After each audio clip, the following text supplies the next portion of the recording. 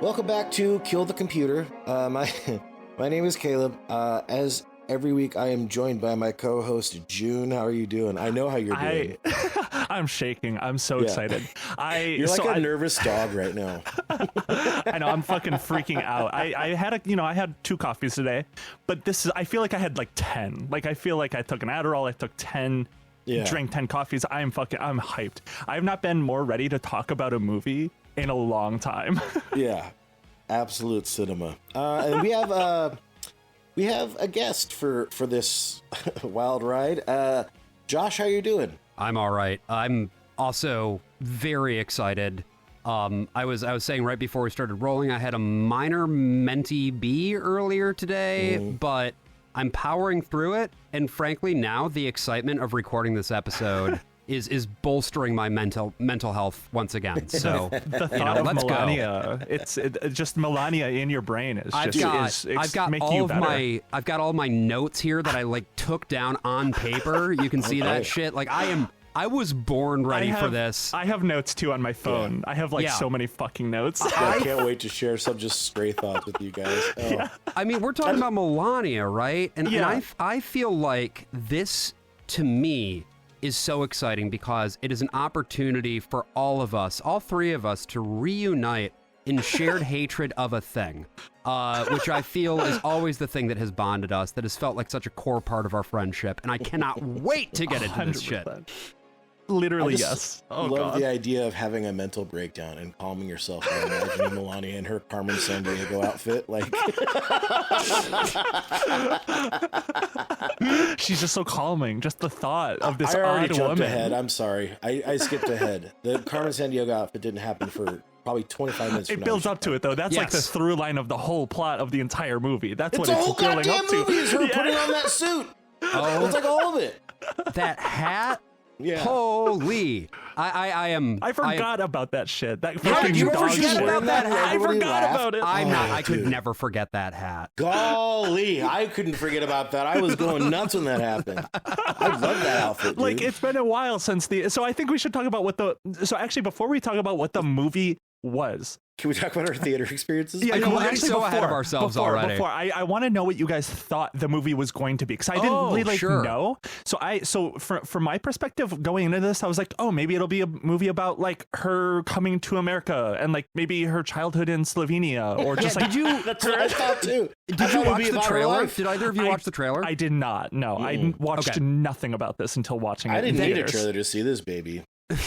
That was the only piece of media connected to this that I had seen. I otherwise chose to go in fully unspoiled. I didn't read any reviews. I intentionally averted my eyes from any posts talking about it. I was like, I need the raw, straight up, unfiltered experience so that my media assessment is unbiased by the opinions of others, you know? Yeah, no, it's just like a true cinephile. You are that is the true movie experience for anything. Absolutely. I don't watch Absolutely. trailers for anything. Yeah, it's to keep it pure, nice and pure. But no, I need to please tell me about your guys' theater experiences, because I knew it was going to be like an odd experience going to this theater and just like, I have an awful like stupid story, and it sounds like all 3 of us do going to see this movie. Well, so please tell me, Josh, what was your... Josh. Okay, I will tell you my story, but I actually have a question before that, which is, why did you see this movie? Was it just to do this podcast recording? Because that's what it was for me. It was, I would have not seen it if it was not for like to talk about it. So same here. Yeah, I don't think I would have seen it at all. Not even like streaming, not even like illegally downloading, if not for the potential to talk about it. Yeah. I mean, I would have seen that shit either way. I'm gonna be no way. Seriously? Yeah. I wouldn't have paid for it, but I would have did what I did this time and snuck into it. Did you pay? You snuck in. You're a sick man, Caleb. Dude.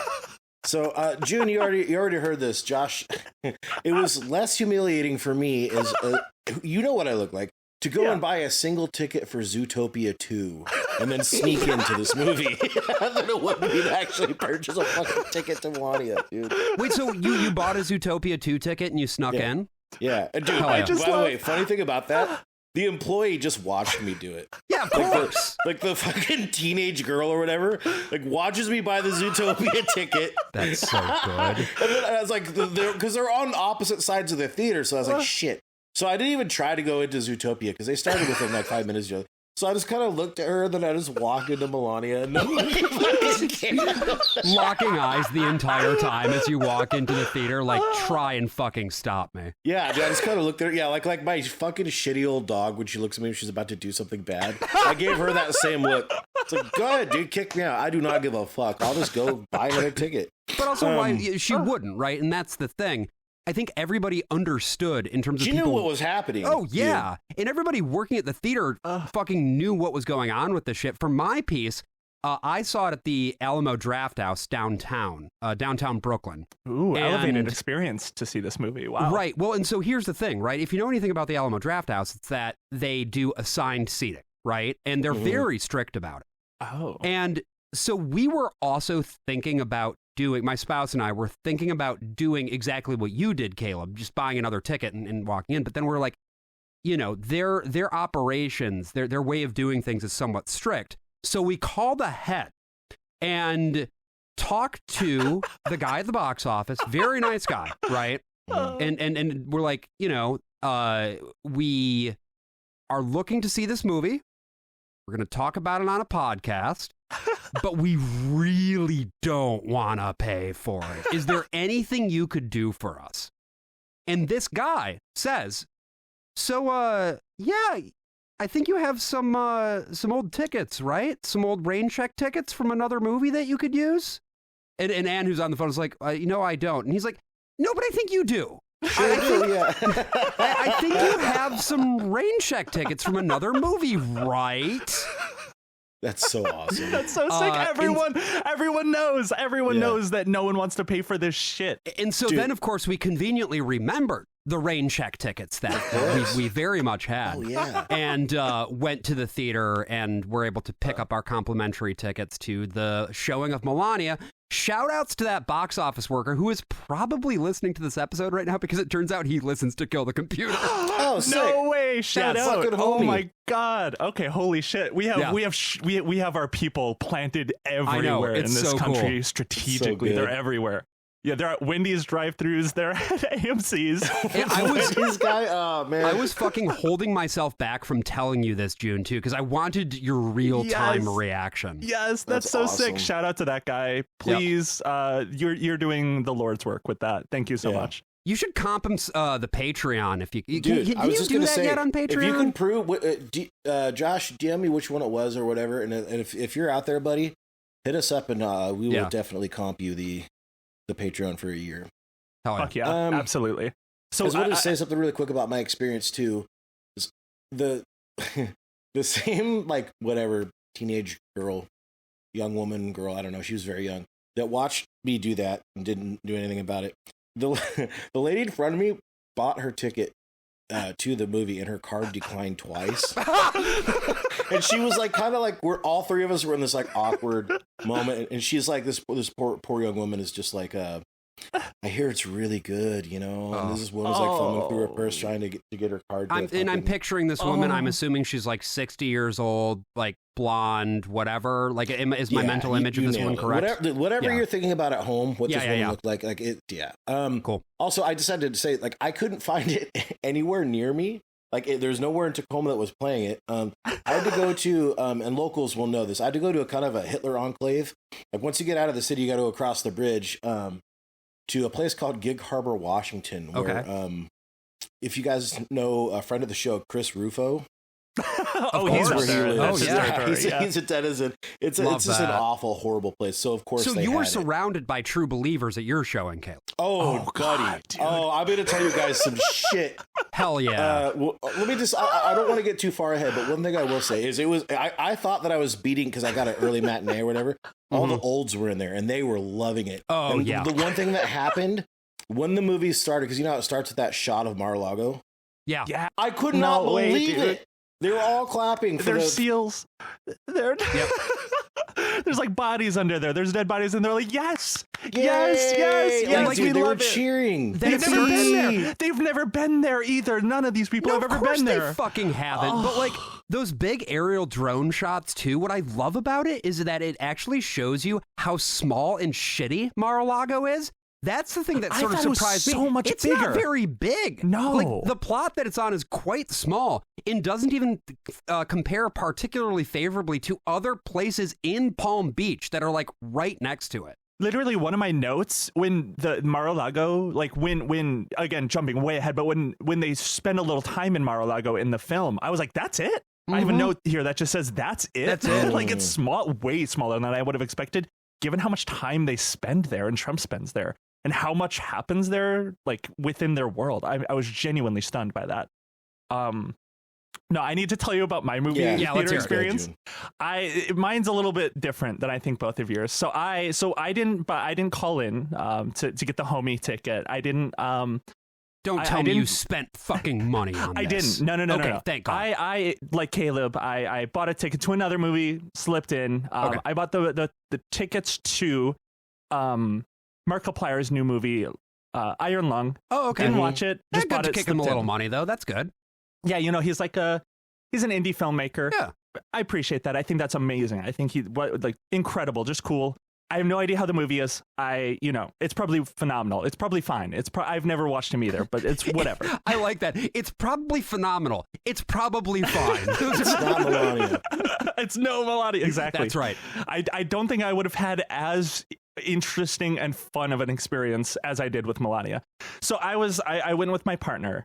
I was like, do you want to come with me? And she was like, absolutely. I was like, I thought I would have to like drag someone kicking and screaming to this, but she was excited. She was like, I cannot wait. Yeah, this is not something you want to do alone, ideally.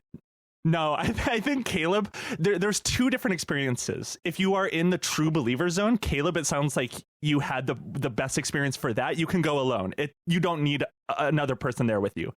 Well, but like, there's if you're more to this story that I'll get to later. I can't wait. But like, if you're not in a true believer zone, like Josh, you're in New York, I'm in Chicago. It's good. You need someone. Someone. Where in Chicago did you go then? I went to a Regal. I went to a Regal cinema, sort of like not downtown Chicago, but still outskirts. But it's a fairly like left leaning area. Like it's a left leaning Chicago. Reasonably near the Loop. Then I mean, you're in the city proper. Yeah, city proper. 10 minutes from the Loop ish. North side. One of the Regals. Okay. Yeah. So I was like, to get me through it, I was taking notes. I was like, scrolling a little bit, but I was like, I wanted some snacks. I wanted to splurge, treat myself a little bit during this film. Like, I got some popcorn, got a little sody pop. Oh, I ran up a $100 tab at the Alamo Draft House. I will tell you that. Oh my God. Holy shit. No, you treated yourself even better than I did. I got the sody pop, I got the popcorn, I got a little candy, and I got I don't always do this. I got a pretzel and hot cheese. Oh, nice. And I was like, okay, I'm living large. So I got my ticket, start heading over to Melania. There was a very empty theater at this time. I open the door. I'm carrying the cheese, pretzels, the candy, and the soda. I open the fucking door to the theater. I slip in and I drop the fucking cheese. Oh, no. I drop it on myself. I dropped it on myself. I felt like so there's cheese all over the ground. Cars 2 ass movie experience. Yeah, I was gonna say it was my baked beans moment. It was my fucking I was like, no, it's on my scarf, it's on my jacket, it's on the ground. I'll put it in the Discord, but right now, Josh and Caleb, I'm gonna send the photo of the cheese on the ground to you. Yeah, let me take a look there. It was right in front of the fucking door, I like that you had the mine. presence of mind to photograph the dropped cheese. Oh no. Oh dear. That's really unfortunate. Yeah, and me and my partner were the Just to describe this image, by the way, we've got sort of the standard issue, like shitty movie theater carpeting.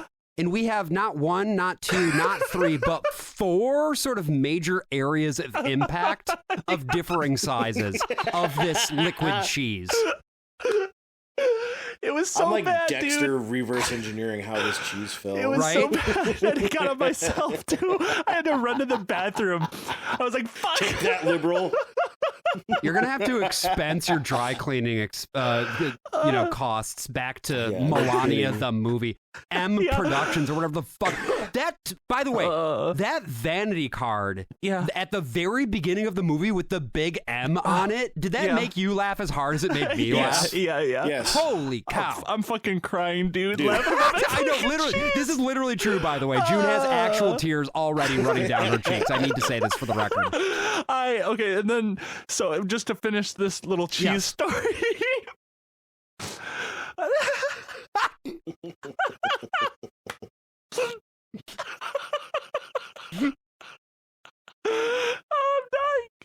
I'm dying, dude. Okay. Did somebody call you out? Did somebody call you out? Were they like, "How dare you drop cheese at Melania"? No one saw it. But we were one of the first people in there. We were the second group in there. Yeah. So it was there was a cheese landmine. Oh no! No, did somebody slip on the cheese? No one slipped on it, but someone stepped on it. Oh, that's really unfortunate. Someone stepped on it, and like this was here the entire movie. It was still there when we left. Did they notice that they'd even stepped in it, or was it just kind of They noticed. They're like, okay. I heard someone open the door. Like, I stepped. Yeah, it was so. Oh god. Wait, so How many cheese? How many? This is with a pretzel. Question for everybody here, right? Audience size and composition. How many people? What did the audience look like? I can go first if you'd like, but Go first. So I counted. I need to compose myself. I figured you needed a moment. So I counted 15 people at my showing, which was more than I was thinking at the fucking downtown Brooklyn Alamo Draft House, right? Kidding. Including me and my spouse. So 13 other people.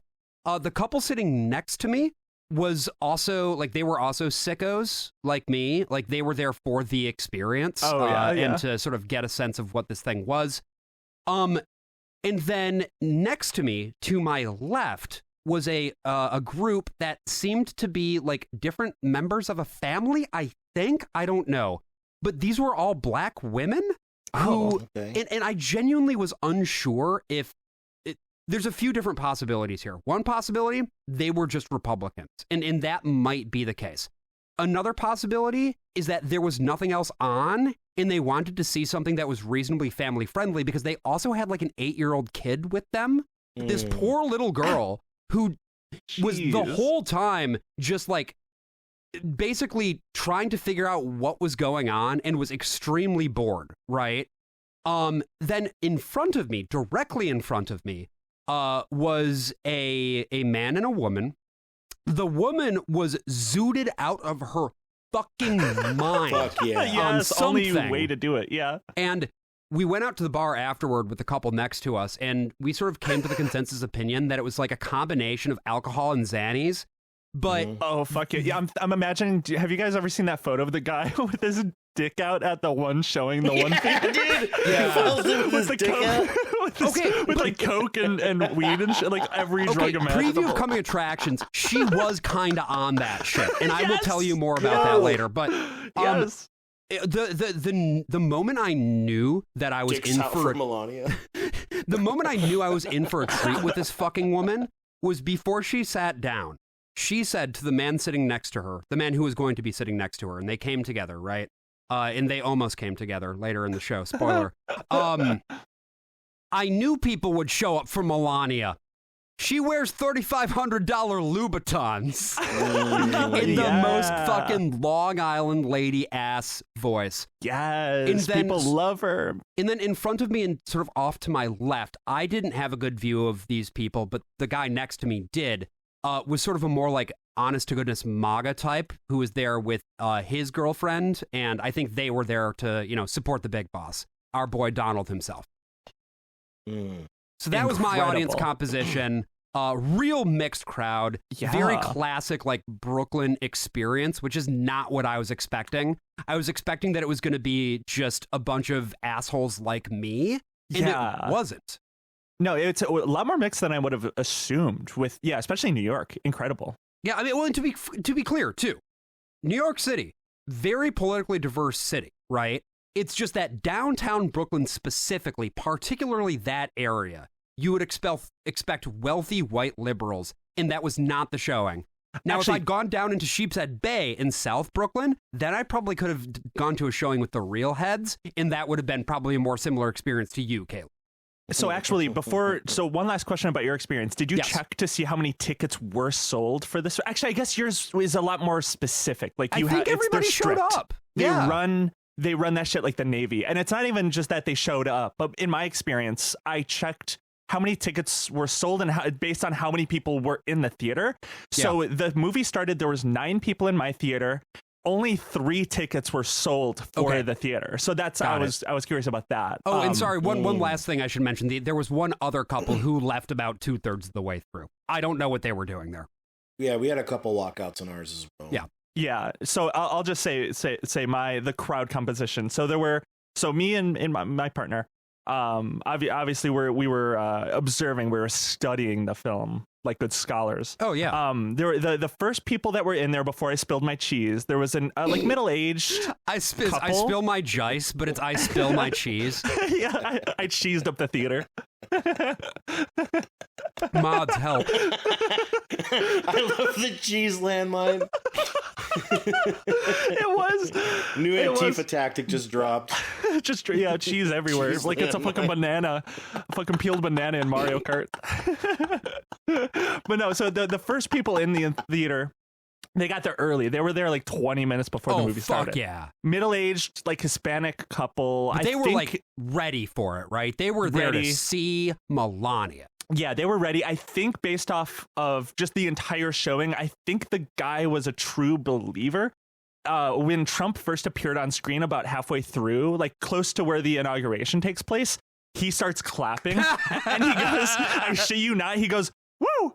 Yes, he woos. And his wife was just like there. She didn't really do too much. I assumed it was his wife. I didn't really see. Average conservative wife. Yeah, she was just there. There was a random woman who just came in a little bit before the movie started. She bought a ticket, it looks like, but she left early. I don't know what her deal was. She didn't like make any motions. She was just there. She left 20 minutes before it ended. And then there was the last group of people that came in. One of the guys that I think stepped in the cheese. I feel bad because there was a group of 4 men, like middle-aged men, that all came in. I'm like, oh, I'm in danger. This is the squad. This is the MAGA squad here. Terry, you got cheese on your boot. Yeah, but no, they weren't. They were roasting the movie. They were. They were there. They got to the movies. This is my guess. They got to the movies early. They had tickets for another one. They were like, oh, fuck, there's Melania. Let's go in there and roast it a little bit. So they were there for about half an hour and left to what I assume was a different movie because none of them bought tickets to Melania. Okay. Were these gay men? Just out of curiosity. Indiscernible. They were like mid-50s. They were like traditional. They were like peak MAGA. Interesting. They crowd, looked MAGA. but they were like laughing along with the movie, like like whenever I would. So that obvious Trump ops. It was a great crowd. It's not often that I get to be the best looking person in any room. I was at the age of 39, like a child in there. Like, so I saw they were like matinee. They were calling you whippersnapper. Yeah, dude. He's a nice young man. I was not a nice young man. Who's that good-looking young fella over there? Dude, dude, there's only one person reasonably close to me in age, and I would say he was, well, relatively new. He's probably in his like mid to late 40s. But it's all old people. And it was, dude, packed, like 40 people at least in there. For the matinee, dude. So I thought I was beating it. I was in hostile territory for sure. 40 people. How big of a theater are we talking here? How many seats? Theater. Including the ones up front nobody wants, probably at least 75.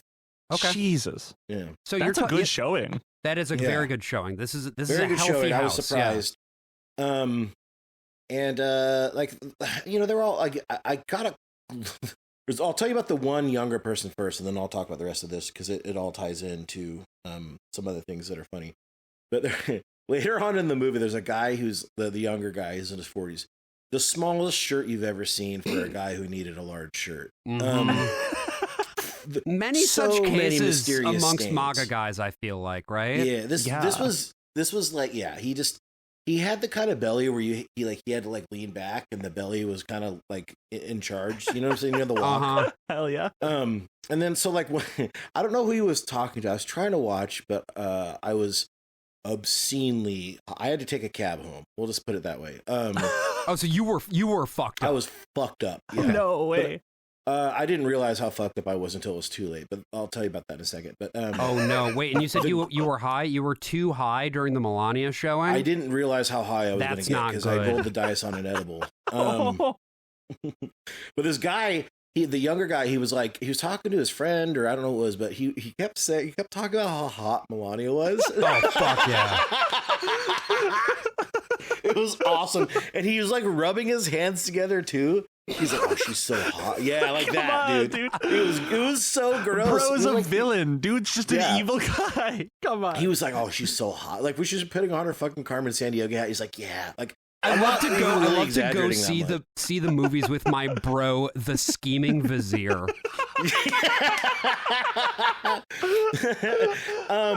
So to the right of me was a couple of very chatty older ladies who wouldn't shut the fuck up during the movie, which was extremely annoying because this isn't even a movie I want to see. But I was the worst because I got so high. Okay, first of all, I didn't buy anything. I snuck in a Philly cheesesteak. Fuck yes. Yes, dude. It's like random rotisserie chicken on a plane. You bust that shit. Yeah, dude. So I was going fucking sicko mode on this Philly cheesesteak, extremely high. And by the way, this is like 12:30 or something like that. This is like not in late. The afternoon? What I mean? Yeah, this is a matinee. So I snuck in like a fucking raccoon with the Philly cheesesteak. Oh my god, that must have tasted good as hell if you were also high. It was so bomb. Okay, but so let me paint the picture for you because like these ladies were talking. Like while also here's another detail that I saw that fucking this is the first time I knew I was too high. Two things happened. Okay, you know how they have like previews, like the local ads or whatever? Oh yeah. I saw one that was my fucking ex-girlfriend is a real estate agent. And I was like, oh my God, what the fuck? Like, as I'm getting like too high. So at this point, you thought the movie was targeting you directly. Yeah, dude. The kind of shit that gives people psychosis. Set in immediately. Dude.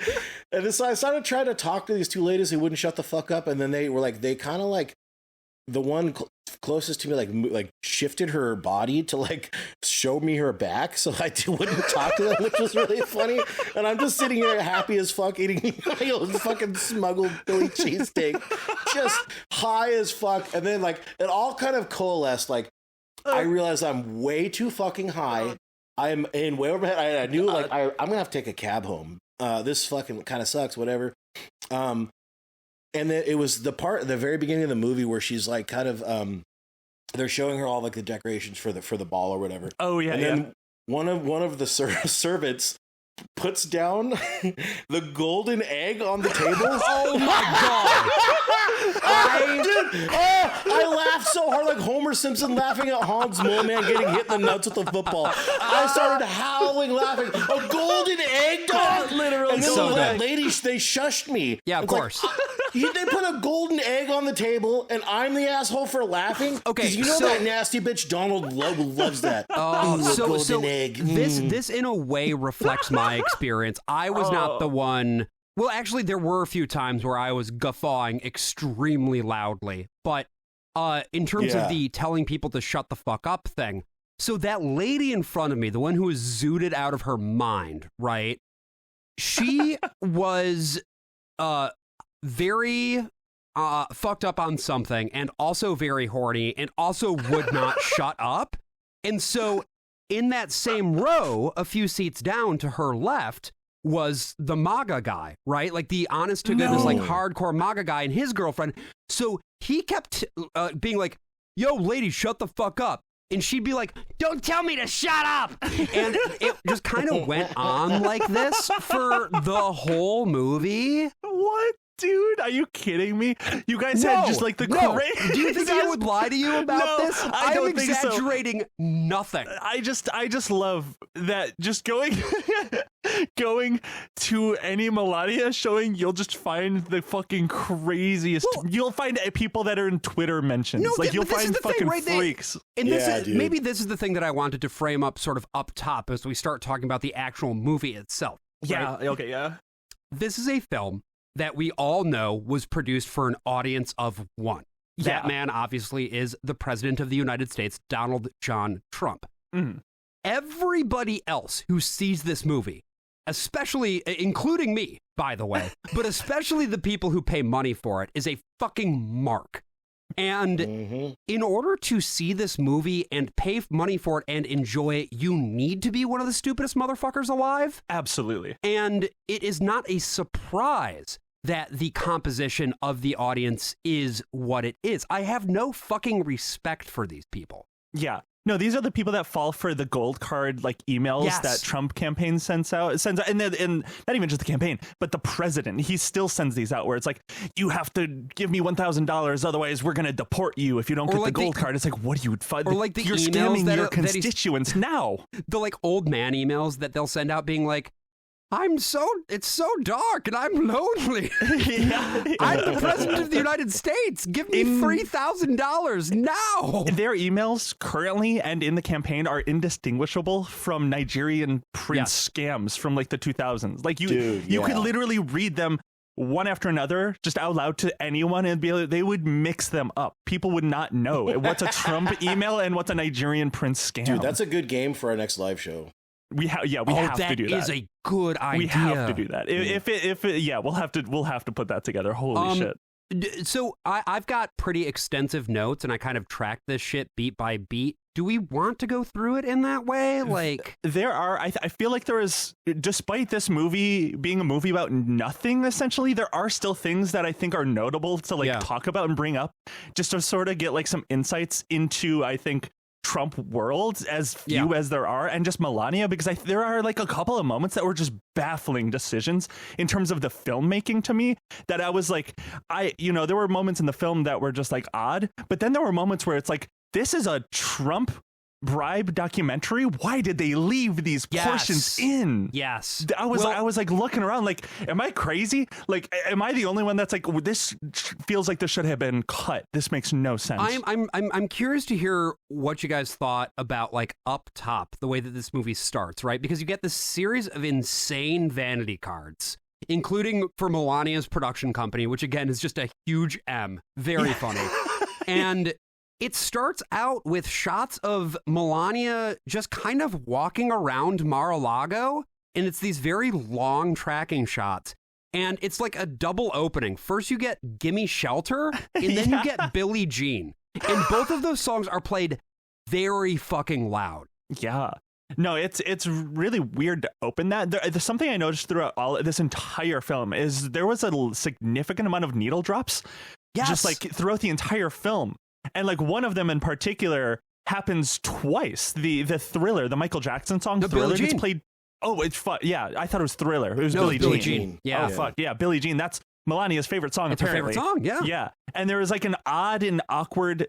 So the one thing that happens a lot in this movie is there is just many, like I would bet 10% of this film is her walking or her sitting in a car. Yes. Yeah. More. Oh my God. Also, it's not even shots of her sitting in a car. What it is it's shots out through the front windshield of the car as she is riding in it.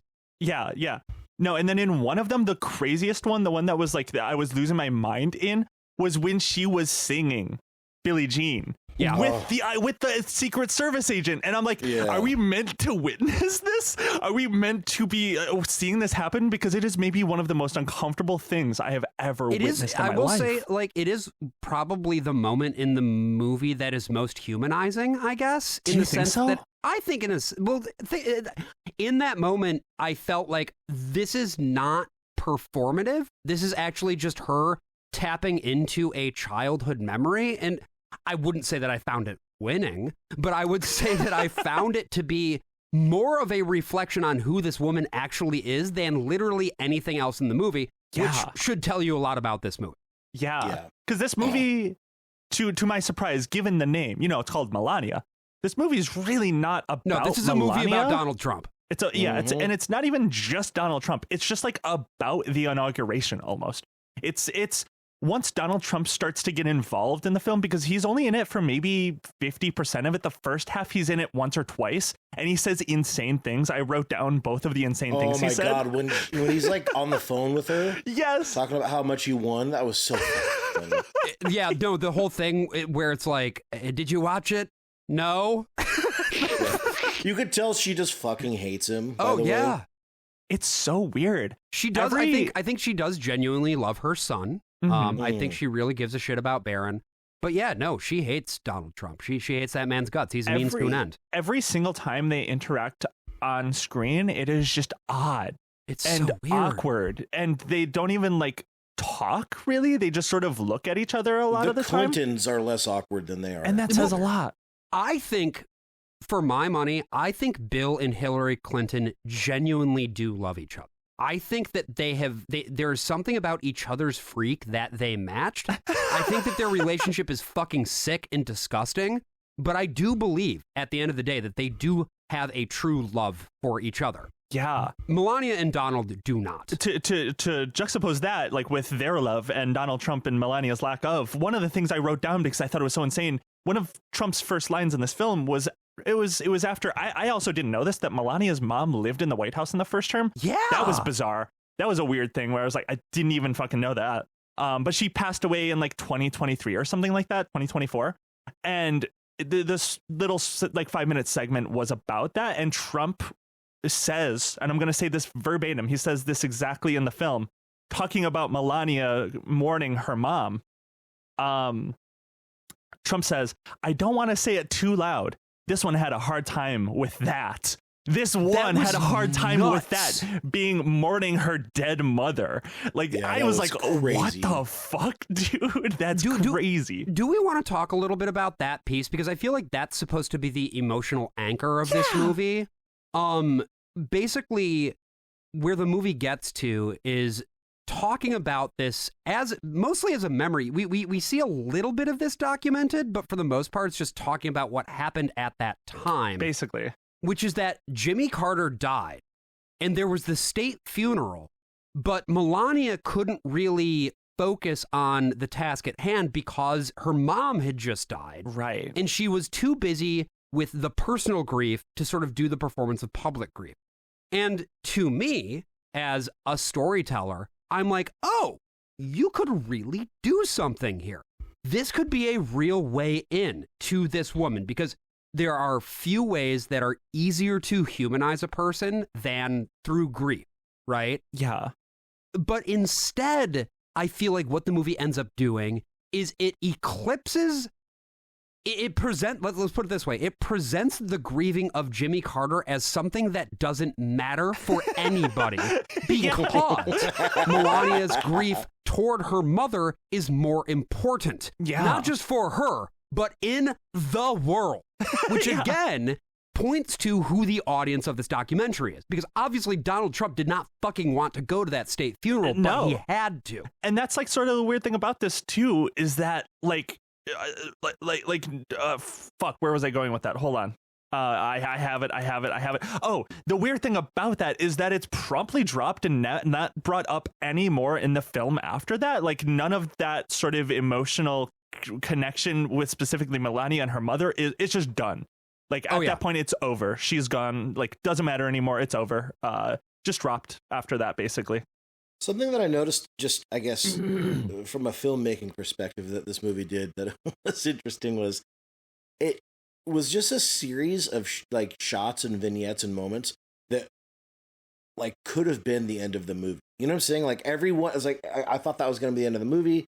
There's a closing shot of her like at some gala or this or that, and then the epic music comes on. Donald Trump salutes. Like, you could end the movie on that, and then it just keeps for going. Goddamn hour.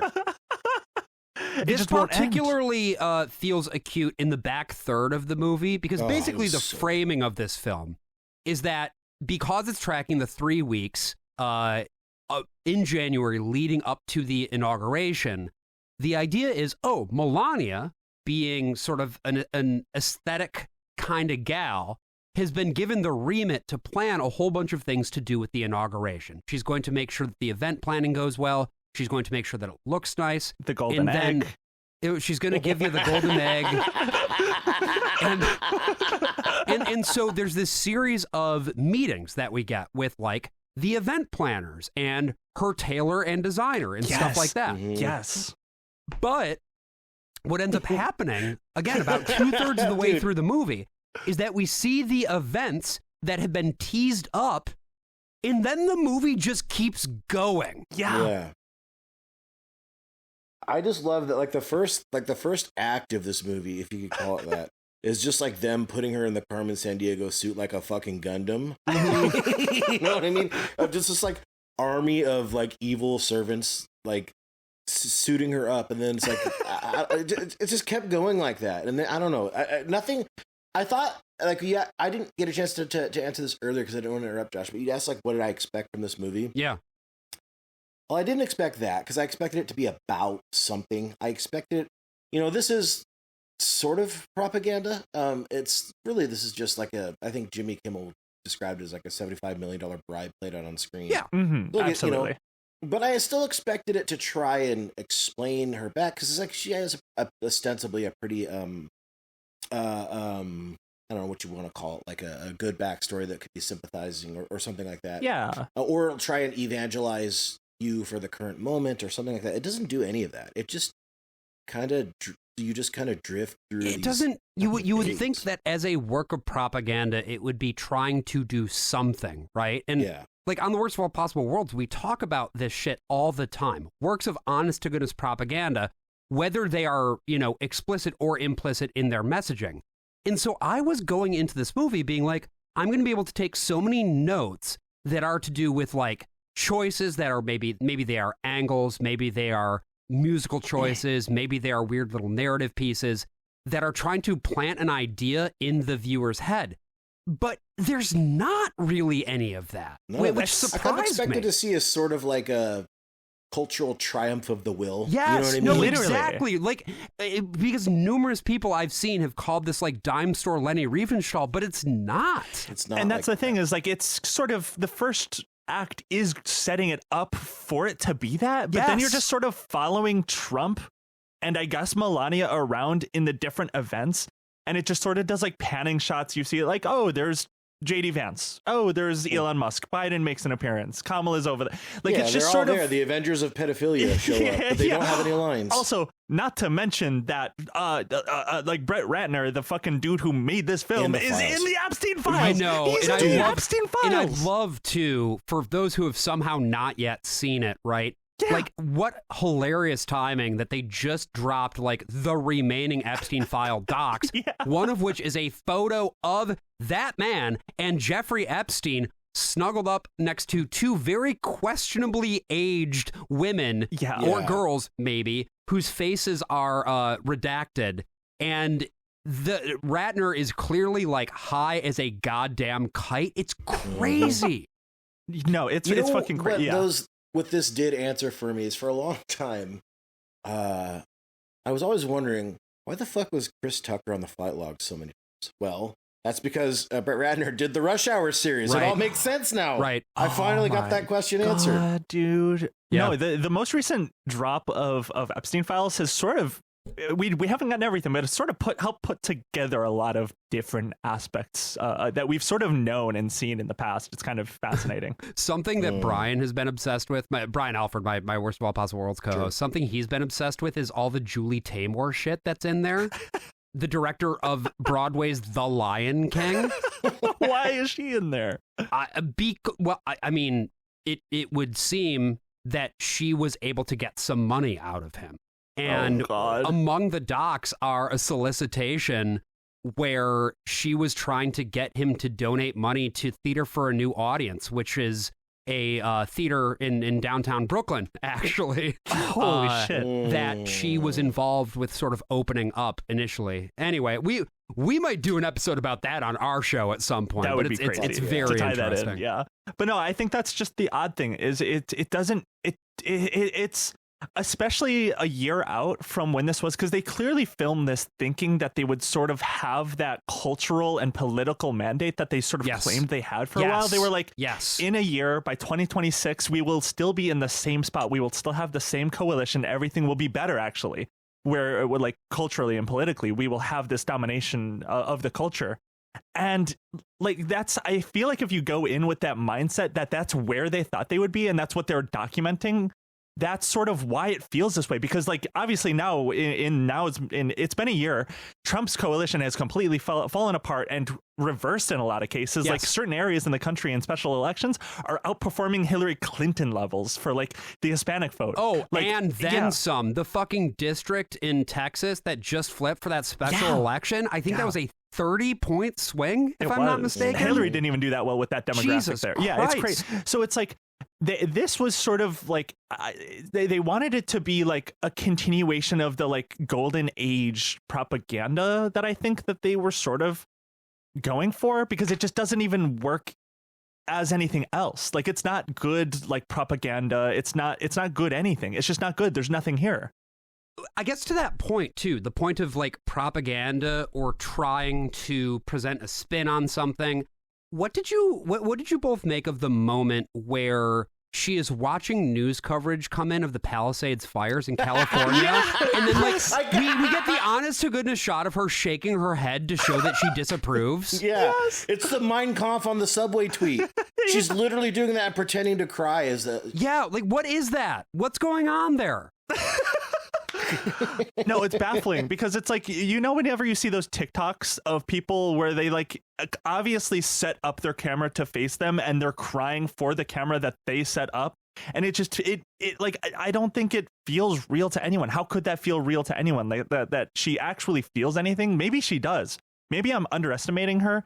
But it just feels like it's so manufactured, just like every aspect of her I think aesthetic. She probably feels something about it, but, like, it's very clear that whatever she feels is not depicted in that moment. Can I be a little mean? Actually, also, it's really hard to tell that she feels anything, because she has had so much Botox and work done on her face. She has the same look on her face throughout the whole film. And I try not to be mean about people's appearances. Like, to me, that's like a sort of a low blow. But, like, it's so hard to feel anything for her when her face doesn't move. She always looks like a bird. She always looks like a fucking bird. It's a combination of the work that she's had done, and I think sort of this stoic persona that she has created for herself, right? She very deliberately doesn't try to show emotion. And so even in the moments where she's supposed to be showing emotion, it's very clear that she's unwilling to allow that veneer to break. Yeah, maybe that's what it is. I think that might be, because even somewhere near the end, she talks about how she is instilled into Baron the same value of, like, keeping composure. It's very important to keep composure. That's one thing she says. You ever met Slavs before, dude? The only emotion Slavs feel is despair. So maybe that's just sort of the constant state she's in. But if only she showed some despair. You know what I mean? She just doesn't show us anything. No, she doesn't. No, and I thought that was so odd. Like, that they really not like. Oh, go ahead. They tried different ways to make the audience sort of feel for her or sort of warm up to her. And the film doesn't do that. And I still find it odd that we're pretending, and not us, but the royal us, we as a society are pretending that anyone has any interest in Melania. Like, does anyone? No, but this is the thing, right? Is that some of the people who showed up at my showing did give a shit about Melania. They wanted to jack off to her. That dude, that one dude, he was fucking going like, yes. Rubbing his hands. She's so hot. And the woman in front of me, all right, look, this is paying off something that I was thinking about maybe talking about a little later, but it's very clear that we're doing this non-linearly, and I want you both to hear this. When the credits rolled on the movie, this is what happened in the theater. And again, I've talked about that woman in front of me, the blonde lady who was fucking zooted her face off. At one point, she literally licked the man next to her, like full lick in the face. This is what happened as credits began to roll. Well, we should all congratulate First Lady.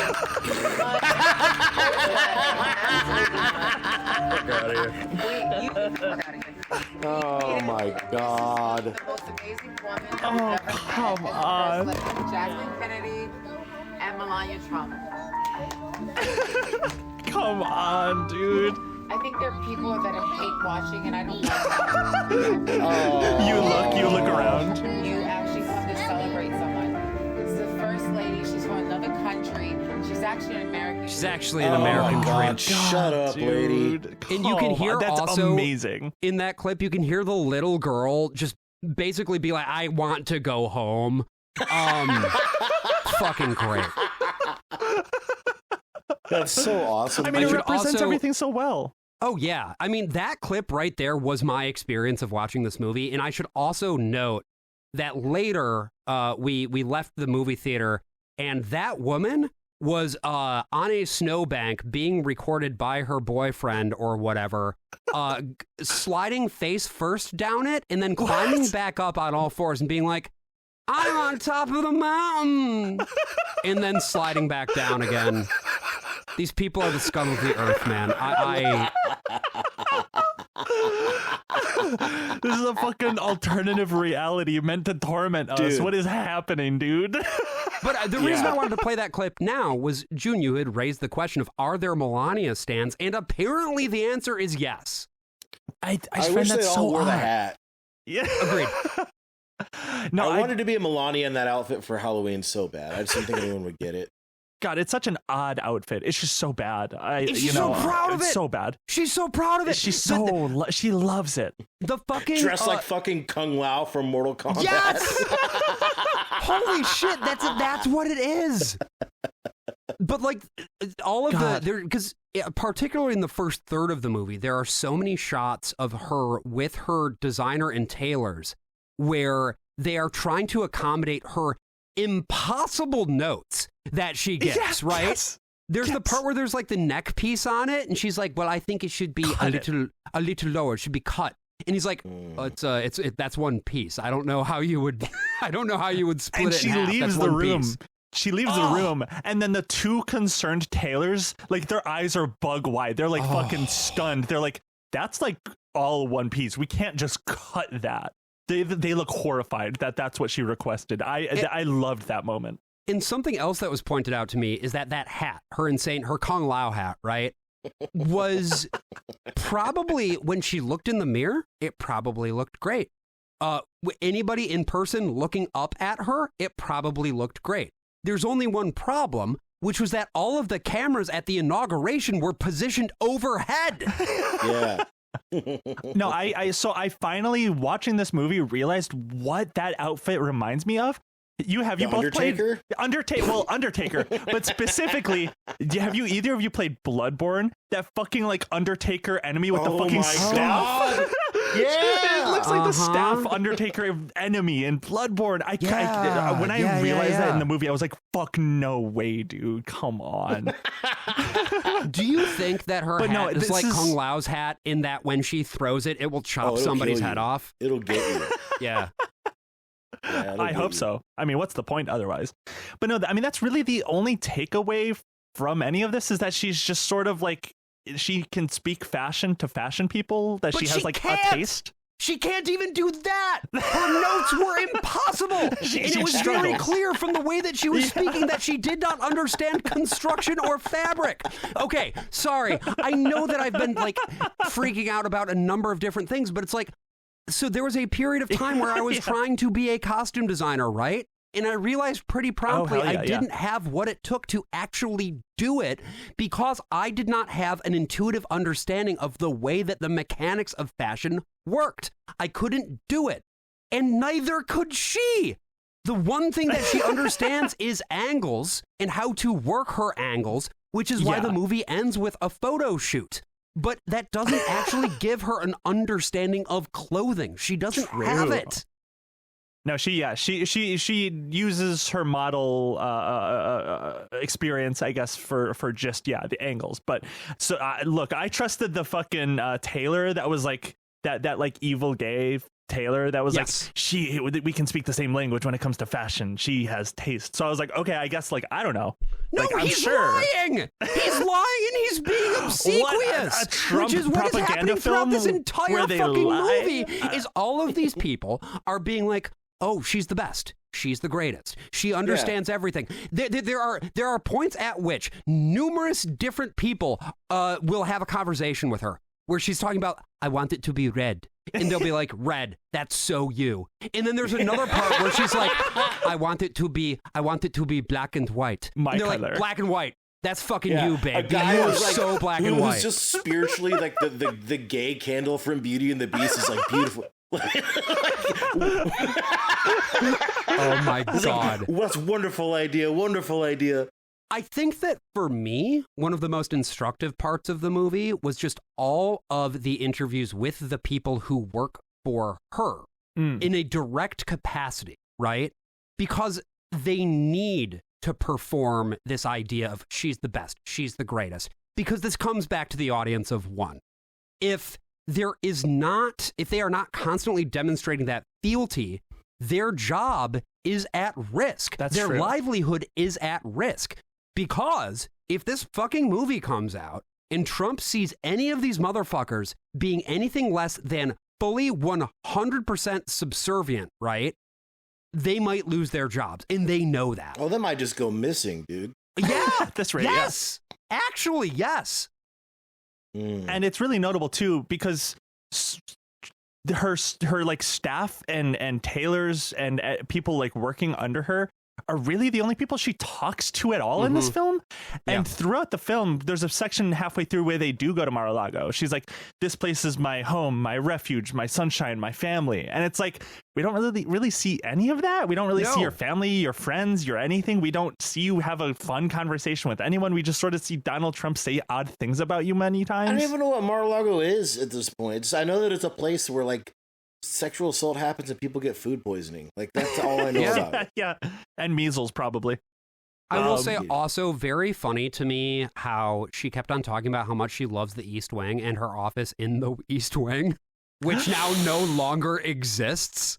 Oh, yeah, that's boy. another thing that I was like, why didn't they cut that? That seems odd. That seems like right? an odd thing that they left in. I feel like another in thing terms that of when the final cut would have gone out, it would have been after that demolition happened, but maybe not. I don't know. Yeah, I would assume so. I mean, I don't know. Maybe Amazon runs a fucking crazy ship over there. There can be quite a bit of lead time between the final cut and when stuff gets distributed. So I don't know. True. One other thing that I wanted to mention that I thought was just so illustrative of Trump in particular, and just like the entire MAGA movement, was when it was right before the inauguration that day. Melania and Trump were sitting down with their staffers, I assume event coordinators, and they were talking about like their day. They were going through their schedule, and Trump goes, he starts rambling about how the national championship for basketball was happening at the same time as the inauguration. That and was he was like, crazy. Yeah, he was crazy. Oh, and yeah. Trump was like, they probably did it on purpose. Oh, and when he said that line, let me tell you that half the people in the theater were like, yeah. Get him. Yes, Did the dude. same thing happen in your showing, Caleb? Yeah, dude, people, every time he was on screen, people would just like a sitcom, like, woo! Yeah. You know, I'm not Entrance fucking kidding. applause. Yeah, entrance applause. People were laughing, canned applause, dude, from like every time, like when he was on the phone, like a little kid talking to Melania about how much he won by, or just anytime he did anything, everyone was just like, oh, there he is. He doesn't play by anybody's rules, you know. Fucking morons. Fucking just dog shit farm animal people. I mean, that's the thing too, right? Is there, I find it so, I feel that it's very important to see everyone's humanity, right? But after the experience that I had with some of the people in this showing, I don't know. I'm like, I don't know that you have much humanity. I think maybe you've given your humanity over in favor of Trumpism. I think maybe to embrace this shit wholeheartedly requires you to sacrifice an essential piece of your humanity. It's interesting to me because I've never particularly in my entire life been like a huge fan of politicians specifically, like an individual politician. So I think witnessing this, especially where it is so many people that base their entire political and personal identity around a single person, Donald Trump, in this way where Donald Trump, he is a reflection onto themselves. They see the Trump in themselves. It is like a personal identity for them. And it is just so jarring to witness this in person, because we see it play out online all the time and in videos of Trump supporters, of like pundits. But like seeing these people in person is just like these people have just their only identity piece. The only thing that is keeping them stable and afloat and like in this world at all, as much of this world they're in, is the fact that they love Trump. That's really fucking grim. It's so grim. It is. It's really grim. Also, so at the end of my showing, like I mentioned, just go back to the viewing experience. So for context, I'll link this video in the Discord, but I had to keep it interesting, especially by the end. The movie was getting so fucking boring. The inauguration portion, horrible. I was bored. I was like fucking sprawling around on my fucking seats. I was losing my shit. Interminable. It's the worst shit I've ever seen. And like, not even just because I hate Trump. I wouldn't even want to watch this for anyone. Oh yeah. I should say for the record right now, do not see this movie. In case this was not clear already, like even for the sake of like the lulz or whatever, don't see it. It's not worth your time. It's like, genuinely worthless. You might think from this conversation that you'll be able to go with your friends and have a funny haha. You will not. We got really lucky. We're all three of us. There's no memeable moments, dude.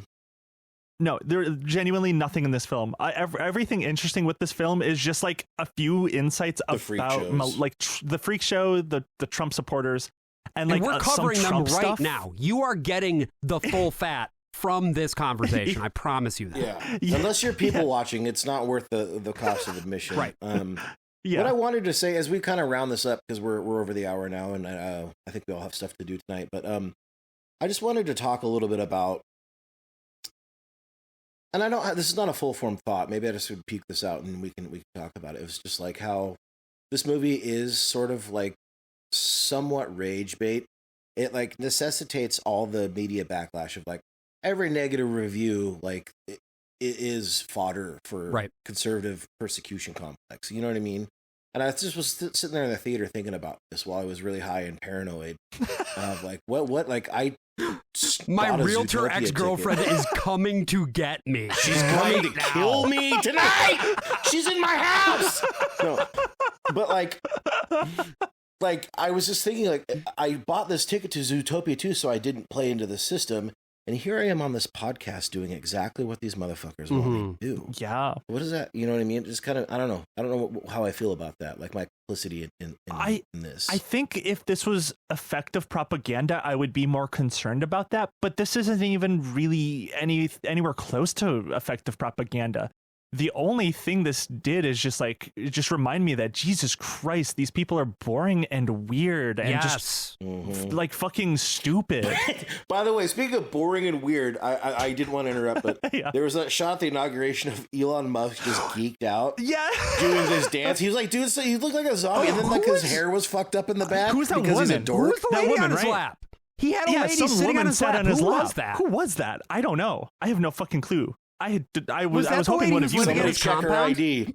The Neuralink lady, right? Isn't there a Neuralink lady who's living in his compound and his father like maybe. 2 of his kids? Oh, that might be. I think her name is Siobhan. Maybe Siobhan. I think that's the only one of his like parents to his children that is not on bad terms with him, because I think she still works at that company. It wasn't actually St. Clair. I can tell you that for free. Definitely not. No, definitely not. But no, I think, no, it's just, Caleb, I don't think we have anything to worry about. Not a single one of us paid for this film. I think it's very clear. Anyone listening to this, please don't even ironically go see this film unless you can ensure you are not paying a ticket for this. And please even if just you do not it's give anything not to going this. to be worth your while. You know, I guess I wanted to respond to that for a moment, sucks. Caleb. This film sucks. Yeah, and I've seen a lot of bad movies, right? We especially reactionary propaganda movies. Again, we talk about that shit all the time on The Worst of All Possible Worlds. And I was hoping for an angle, honestly. I was hoping that I could dig in and be like, oh, this is a piece of propaganda that works because, for instance, it portrays Melania as this creative aesthete who like really understands the way that things ought to look. It doesn't even do that. And so I think that there is, let me put it this way. I would like to think that what we are doing here is creating something that is better, funnier, and more engaging than the piece of work that we are engaging with, right? Yeah. I don't think that we are doing promo for something. I think that we are taking this horrible fucking piece of shit and transforming it into something that is actually entertaining while simultaneously making sure that you, the listener, do not engage with that shit. It's not fucking worth your time. But I do hope that you thought that my jokes were funny. I think we can view ourselves as biologists, ecologists in this episode. We went into the wild. Cultural anthropologists. Literally, yeah. We observed. I would describe us hogs. as like this show in its entirety is sort of like we're the liver of the internet. You know what I mean? We filter all the bad shit out for you. Yeah. You know, so hopefully we do that. And I don't know. I mean, to use another example, Caleb, like when we did the episode about Sky King, right? There were some people who were not happy that we were explicitly using some of the reactionary material that developed in response to that cultural moment. But I don't think that you can understand a given cultural moment without honestly analyzing whatever the thing is that people are talking about, because it's only by making sense of what the piece is, both in terms of its narratives and its effect as a work of commerce, that you can begin to get to the bottom of what's really going on, you know? That's real as fuck. I mean, I think a lot of the perceptions of the world through the eyes of right-wingers is wrong, but it is a perception of the world shared by many. Yeah. Whether, even though it's a delusion a lot of the times, I think it's worth analyzing in some capacity. And I think there's just one other thing that I wanted to say before we close out. Just the other, I guess the thing that I keep thinking about from this movie, the only moment that to me sort of felt unintentionally trenchant, is there is a scene kind of toward the end where Trump is giving his inaugural address, and the movie cuts between him delivering the address and him rehearsing the address. In the way that the shot is framed the entire time, you see Melania watching. And that just sticks with me, right? Because this movie was supposed to be a peek behind the curtain. It was supposed to be understanding our wonderful, very glamorous first lady. And at the end of the day, all that it proves is that she has completely subsumed herself within Trumpism, because that's who Trump is, and that's what Trump does. You cannot in any way, shape, or form do anything with him, whether it is professional, political, or fucking the guy, right? Without being fully subsumed into him. He is a complete black hole. Like, I don't remember anything Melania said at all as soon as Trump becomes sort of the central figure of this movie. I mean, it's perfect encapsulation of everything that's happening politically right now, I think. No, that is an incredible insight into that. Absolutely. And I don't know, part of me feels, I don't want to say I feel bad for her, because I don't. She knows what all of this is. She is a willing participant. She got herself into this. She knew what she was getting herself into. And also, also confirmed, just as of the most recent Epstein files drop, that Melania and Trump met on the Lolita Express. We know this. This is a fact. They met. I missed that. Yeah, no, because another thing, when I went into this movie, I was like, oh, are they going to talk about how they met? No, because it's fucking, it's because of Jeffrey fucking Epstein. Wow. And apparently that's where they first had sex, was Lolita Express. That's very likely. But no, it's not that I feel bad, but it is just, I think it is just interesting, because in Trump's America, in Trump's orbit, Melania is a stand-in for, I think, every Trump fan, where they are just watching and they are consuming the performance. Trump is the performer. Everyone that slops up the fucking like dog shit that this world produces is just watching, just waiting for the next thing, waiting for the next epic meme that Trump says or whatever. Like that's, she is very representative of everyone. They see the audience, Trump supporters see Melania in themselves as they look at Donald Trump. Maybe, I don't know. I don't fucking know. No, I think that is exactly what it is. Yeah.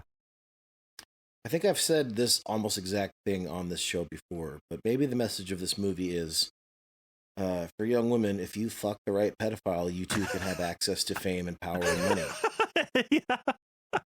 There's an aspirational tale here. Yeah. Holy shit. She wears $3,500 Louboutin. You too can look like a fucking monster if you wear this. Yeah. What would you guys rate this out of 10? Oh, 0. 0. Yeah. 0. An actual 0. Yeah. No, this is one of the worst things I've ever seen. As the only time I can ever think of anything comparable to this movie in terms of like how a shitty movie is when we watched the QAnon movie. And at least that one was fun. Like, you remember how much fun we had, how terrible that was? Yeah. No, this one was the fun stopped for me after about after I got so high. My Philly cheesesteak started getting cold. I was too high. The ladies shushed me. The golden egg was no longer funny, and I knew I had to take a cab home. That was it. The movie did not get any better. At first, the egg was funny, but on later viewings, it portended something very, very bad indeed. I'm just sitting there way too high, a little bit of Philly cheesesteak into my beard, a little paranoid. The egg's no good. Not the ill portentous Literally egg. having You hate an to see existential it. crisis about my complicity in like this fucking hate machine or whatever. You know what I The mean? golden egg has gone bad. Yeah. Okay, that's probably a good place to wrap this up. Josh, what do you got to plug for us? Well, thanks as always for having me on. This was a blast. This was so much fun. This was so fun. This was really, really, really so fun. So I co-host 2 podcasts, one of which you've probably heard of, and the other which you've actually also probably heard of. But the first one I co-host with June Sternbach. Have you heard of her? No idea. Well, that's me. No, she's that's pretty me. cool. Wow. Wait, she writes for The Onion. She co-hosts a podcast called Kill the Computer. I don't write for The Onion. Let me be clear. I don't write for The Onion. Oh, sorry. You post for The Onion. I do. I'm social media manager. Yes. But we talk about natalism on Ill Conceived, right? The ideology that sees declining birth rates as the most pressing issue facing society right now. And every week we are talking about, or every other week, I should say, we are talking about a different figure or organization within the movement, and we're trying to figure out how all this shit connects.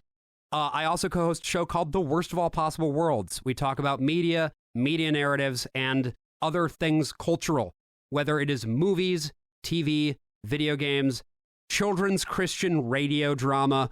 We are talking about it. We've had both of the wonderful co-hosts of this show on our show.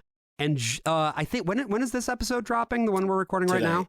Tonight? Oh, hell yeah. In a couple days, you can look forward to our latest episode where we will be talking about Kingdom Hearts with Lucy from Boonta Vista. We just recorded that yesterday. It's going to be a fucking blast. Definitely check out our episode.